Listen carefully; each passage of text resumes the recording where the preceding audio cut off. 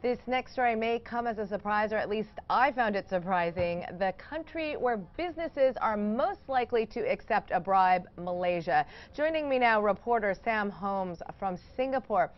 Okay, Sam, quite frankly, we don't hear about bribery as much in Malaysia as we do in places like India or China. So what did this survey find?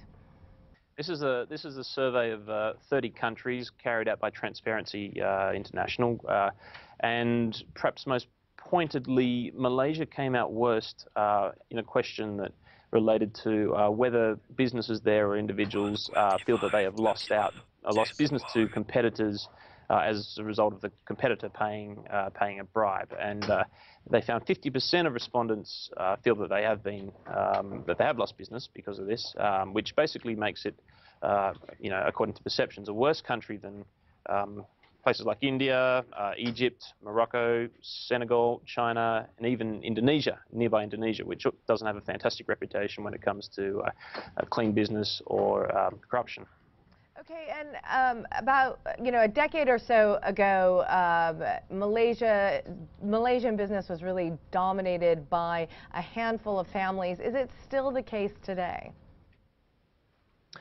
It's diversified somewhat over that time, but there is still very much,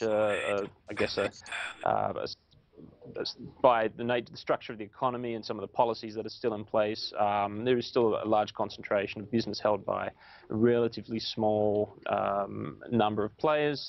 Policies introduced this year and last year are trying to open up to a broader range of investors, but there's still a perception that business follows traditional kampong lines or local village lines sometimes, and trying to do business there can be quite difficult for people who are not inside that system. Okay, and Malaysia did introduce an anti-corruption campaign recently. What has the government done to try to cut back on corruption? One of the biggest things introduced, or that was introduced after Prime Minister Najib came to power about 3 years ago, was a special court that would hear complaints about corruption. But if you look at the reports, there have been probably hundreds of cases that have been heard, and so this is seen broadly as a sign of progress in the country.